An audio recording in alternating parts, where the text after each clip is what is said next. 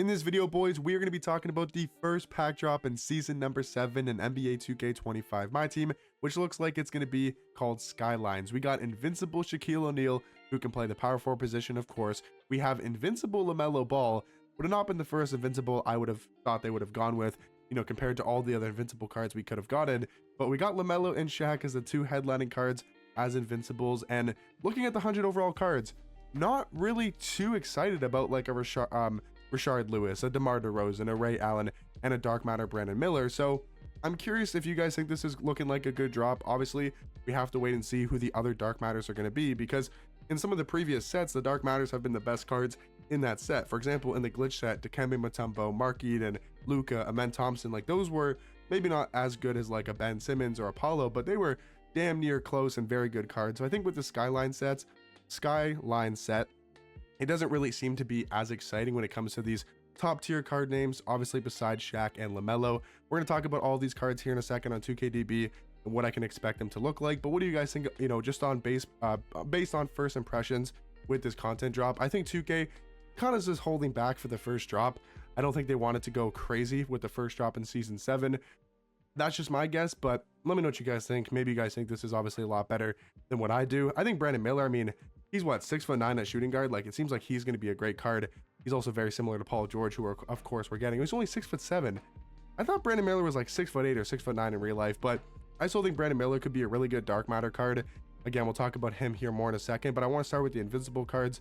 We got Shaq, we got Lamelo Ball. So talking about Shaq, because we know he already has his 100 overall card. So I'm just curious to see what they're going to do with this Shaq card, because obviously his stats are already perfect. His badges, yeah, he's going to get 12 legend badges, and that's going to be a huge improvement, probably tons on defense.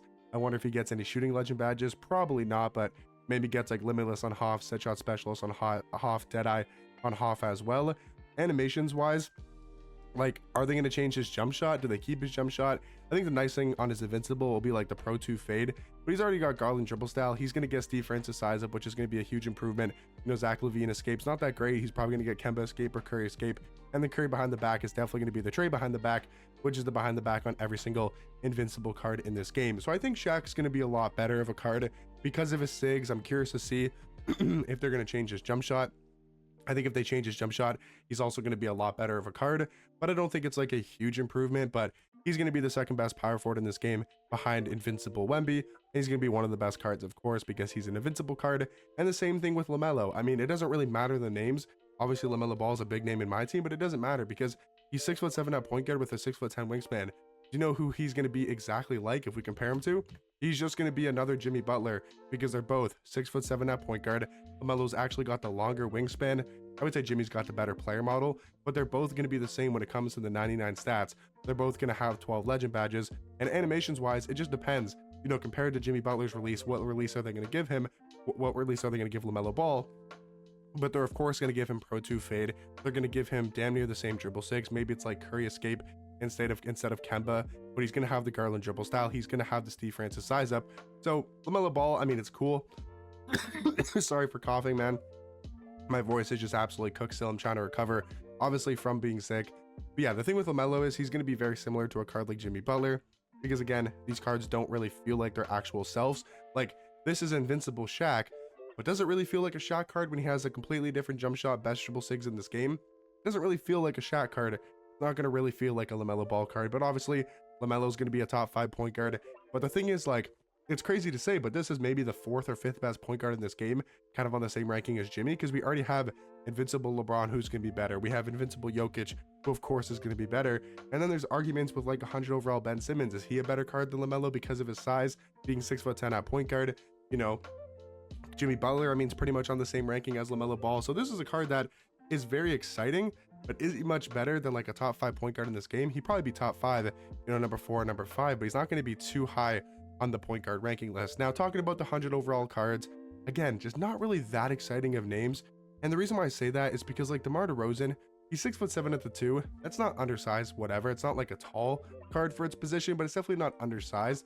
The thing with DeMar is they haven't been changing these 100 overall cards releases as of late, at least except for the big names. Like, I think they changed Ben Simmons' release, but DeMar DeRozan, like, if he keeps his own jump shot on very quick timing, even if they give him better dribble SIGs, which they will, he's not going to be that great of a card because his jump shot's just not that good.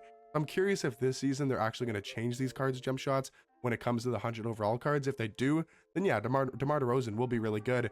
Same thing with Rashard Lewis. Now, I think just because his jump shot probably isn't that great normally, I could see that is not the card I was trying to click on, but I could see them maybe changing Rashard Lewis's jump shot. I don't know, but like if they keep his own jump shot on very quick, it's just not going to be that great of a card. But he is 6'10" at small forward, so even though he's probably not as big of a name as, of course, DeMar and Ray Allen, he might end up being the best 100 overall card in this set. And the thing about Ray Allen is, like, I could see Ray Allen being good at point guard, but he's only 6'5" at the point guard position. I'm glad at least that they made him, you know, eligible to play the point guard position, but he doesn't also seem like he's going to be any ridiculous of a card. And I'm hoping with Brandon Miller, like, I'm hoping that he's not the biggest name or he's going to be the best dark matter in this set, because they chose to only showcase Brandon Miller, which makes me a little bit concerned just because of the fact that it's just Brandon Miller. Like, is he the hypest name? Is he the craziest best card in the dark matters from this set? I'm hoping not, but I want to quickly see what you guys are saying over on Twitter, or just see kind of what the Twitter community is reacting.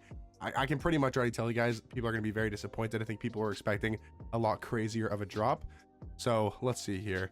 Will there be a festival? Swinging 100 overall toppers. Release Ray Allen as a point guard this time. Top heavy set. Let me see. What are the odds? Troll 100 Ray Allen. You release a Ray Allen every time we about to get award packs for a tier. Could have at least, yeah. I think that's what they're doing, right? Ray Allen troll, yeah. So people are thinking that, you know, Ray Allen's going to be the troll poll, right? They did this because now once you get that free 100 overall pack at level 37 in the Pro Pass, people are obviously thinking that, you know, he's going to be in those packs a ton. And that's probably why they're not dropping the craziest of 100 overall cards right now. So we'll have to see what people think over on Twitter. Let me know what you guys think. I mean, it's definitely not a set that I'm like, wow, this is like the best set ever, but maybe you guys like it more than I do. It's not looking crazy to me. I think it's going to be a decent set. Like, I think Brandon Miller is going to be good, and hopefully he's not too expensive. I'm just hoping that there's better dark matters and there's better Galaxy Opals, because that's the thing that I always care more about in these sets. Like, the top tier cards are cool, like Invincible Shaq, cool, right? That's really great. But I mean, who's going to pull Invincible Shaq? Who's going to have Invincible Lamelo on their team? Right? Nobody. So to me, it doesn't really matter about the Invincibles. It doesn't really matter so much about the 100 overall cards. I love the dark matters, and that's why I like the glitch set a lot, because the glitch set has the Kembe, Mark Eden, and Men Thompson and Luka, 4 very good dark matter cards, and aren't like crazy expensive. Now, the Galaxy Opals in that set weren't very good, but if this set has good Galaxy Opals, if this set has good dark matter cards, Brandon Miller, right? He's like an Men Thompson probably type of card, is kind of the level I think he'll be at the shooting guard position. He'll kind of be on that same ranking as like a dark matter Men Thompson. So if we get other really good dark matter cards in this set, like I would love to see a dark matter Danny Ferry. He would be insane, obviously, as a Myteam legend. There's tons of other dark matters that we can get that would be really cool, like a Rudy Gay at shooting guard for the dark matter tier. That would be really nice as a shooting guard. And maybe for a center, we get a good center card. I'm trying to think of a name, like a Tyson Chandler dark matter center. I could play power forward as well. He'd be really good and maybe not too expensive and a fun card to use. But let me know what you guys think about this set down below. You know, first set of season 7. What are you guys thinking? And I'll catch you guys in the next one. Peace.